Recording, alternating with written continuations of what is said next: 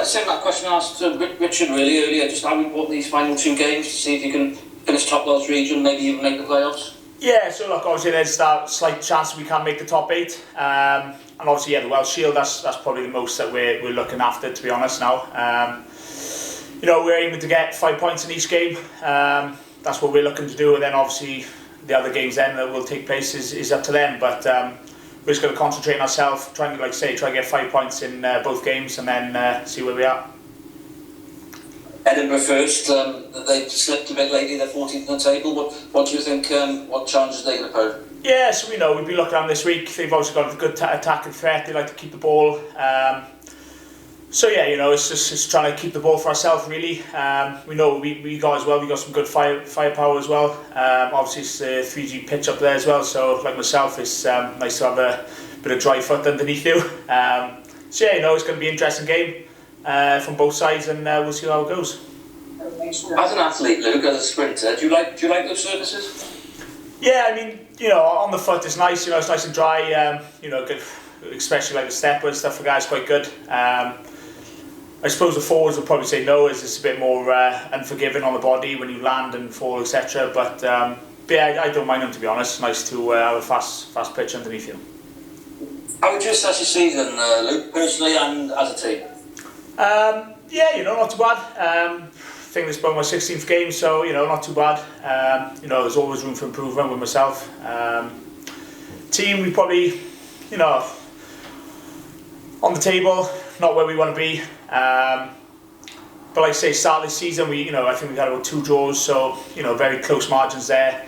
That would give us an extra few points. And there's not many points between us and that top 8, so if we perhaps cleaned up that start of the season a bit and turned those draws into wins, and obviously we had one or 2 points as in narrow losses, we cleaned that up and we are comfortably in the top 8. So I say where we are standing wise, obviously not where we want to be, but performance wise we have had some good games, we've had some tight games, but like I say, just concentrate on the last two games now and see what we can do.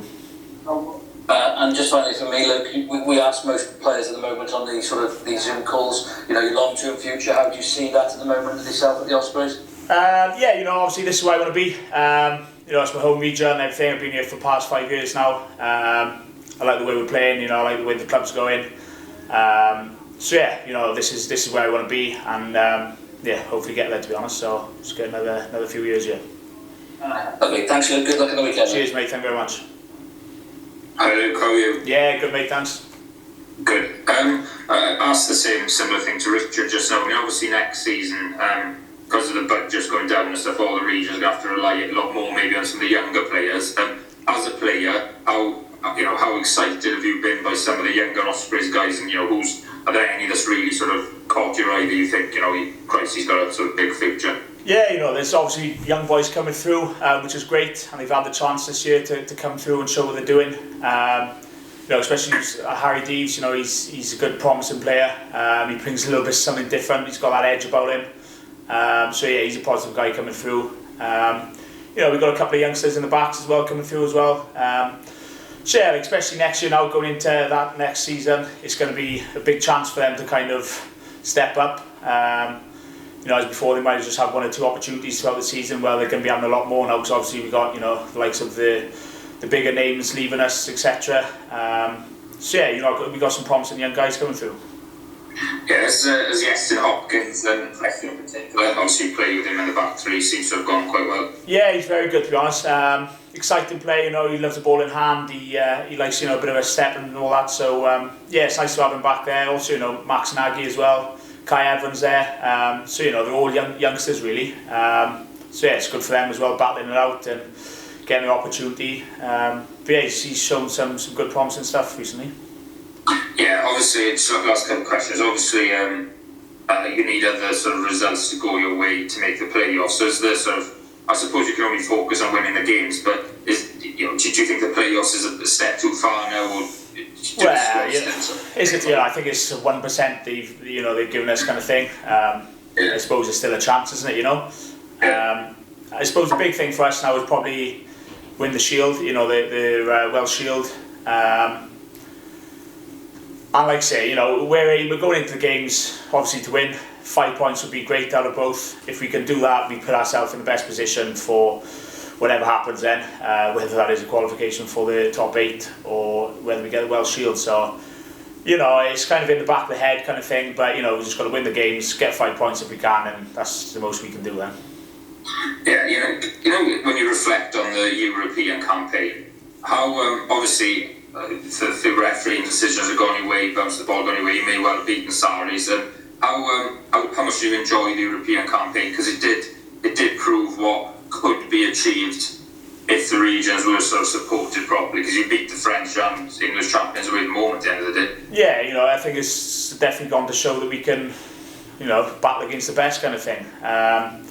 I know we go back and they bounce the ball and refs, but that's the way the game goes sometimes. But yeah, I think we've definitely, you know, chest out, and we've shown what we can do, and we've shown that we can fight with the best kind of thing, you know.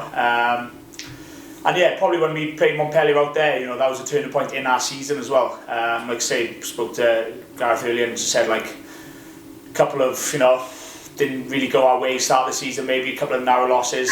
And since that game, you know, it was kind of a turning point in our season. You know, we're out of it now, but it's definitely something to show, you know, that we're not just sitting back and, you know, get knocked back off them. We're, you know, we're hands up and we're fighting with them. Great, thanks Luke, and good luck for the weekend and the rest of the season. Cheers, mate. Look, just one more from me, if that's all right. Yep. I'm just curious, do you ever miss sevens, or was it the speed of it, or yeah, so 5 years now? Do you ever miss it? I've been watching it on, they played, what was it, Singapore just now, so I was watching it on the weekend, and, you know, I see a couple of the boys still playing it, and, you know, the nice hot weather out there as well. Yeah, you know, you do miss it kind of thing, but I'm enjoying where I am now. You know, I made that change for a reason. I've done plenty of sevens and, you know, pretty much everything I could do in sevens. So yeah, you know, I'm loving my 15s career at the moment, and like I say, hopefully get another couple of years out of it. For the Bermuda Classics, the next time we'll see you in the sevens. In the vets. Nice one, thanks mate. Lovely, cheers mate.